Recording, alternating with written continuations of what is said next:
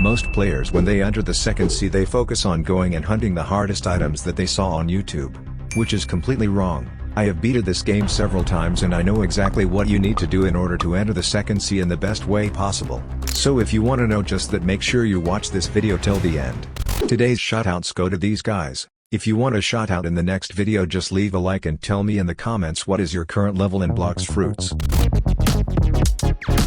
So you have just beaten the first sea. Thank God, all those islands with nothing special on them. And you enter this second sea.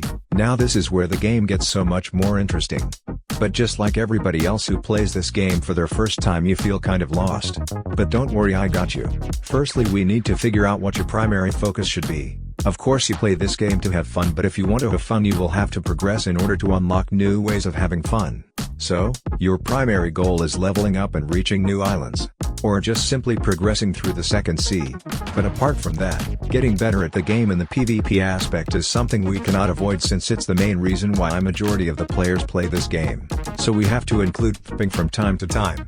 But also, there are some players that just want to get everything, every accessory, fighting style and etc. So we will make a mix of all of them.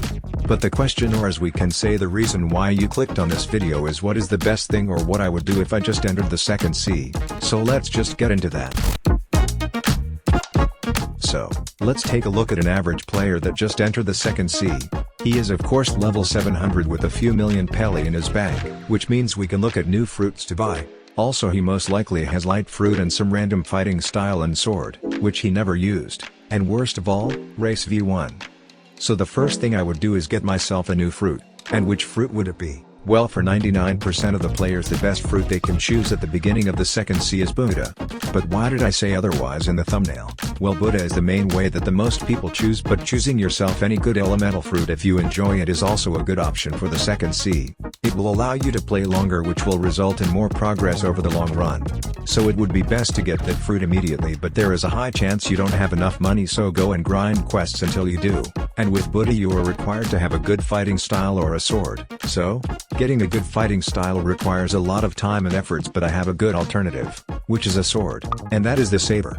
You can get it in the first sea by completing the saber puzzle. Then why am I putting it in the video about second sea when it's obtained in the first sea? Well, that's because here you can evolve it to the V2 and make it even better. So why is it really good? Well, that is because it has the highest damage out of all swords in the game, which will allow you to grind insanely fast. And it's surprisingly easy to get compared to other second sea swords. But the only problem you will have if you do this is the stat points refund. You can refund them at the Bloxter NPC for 2.5k fragments, but I recommend you to use a code, if you didn't use all of them already. The Saber V2 is so good that you don't actually have to change it till the end of the game. I mean, of course, Yama, Tushita and the Cursed Dual Katana are all better than this sword, but it can carry you out throughout the second and third sea easily. But what about the fighting style? Well, if you want to use a fighting style instead of a sword, then the best option for you in my opinion is the Water Kung Fu. It can be obtained in the first sea for 750k pelly. But what makes it good? Well, the Water Kung Fu is decent, but the V2 of it is insanely powerful when it comes to grinding. And that's the Sharkman Karate. It's definitely the GOAT for grinding levels because it has really fast attacks, low knockback, and you can just spam M1S really easily. And it's relatively easy to get. So now that we covered that, you are already on the right track when it comes to coming to second sea. But we still got some more stuff. Like what? Well, I already told you that your race is very important. So if I was a brand new second sea player, I would most likely focus on it. So what do you have to do? Well, since you're most likely human race, or if you're a bit more lucky angel or shark, I would recommend you to switch race. And the race I would recommend you is either ghoul or cyborg. And that will depend on your goal. Ghoul race is for those players who really want to level up the most efficiently. It makes you a lot faster, especially at night, and you are literally unkillable when it comes to normal enemies, raids included. So if you want to know how to get ghoul race, check out this video. And cyborg? Well, it's more focused on the PvP aspect of the game, especially with energy core. It's really effective against teamers, so if that is a big deal for you, then you know what to grind for. So here is a guide for cyborg race as well. Now that we covered the race, what else do we have to do?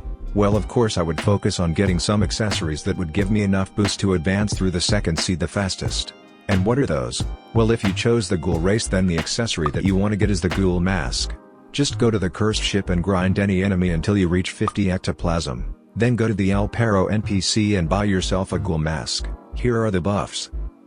It's pretty dang good. But of course you don't always have to choose that.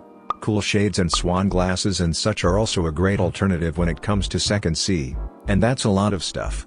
I told you to get so much stuff, which of course is impossible when you're just starting out in the second C. So, first thing you will get is the one that you find the easiest to get, and in my opinion that's these accessories.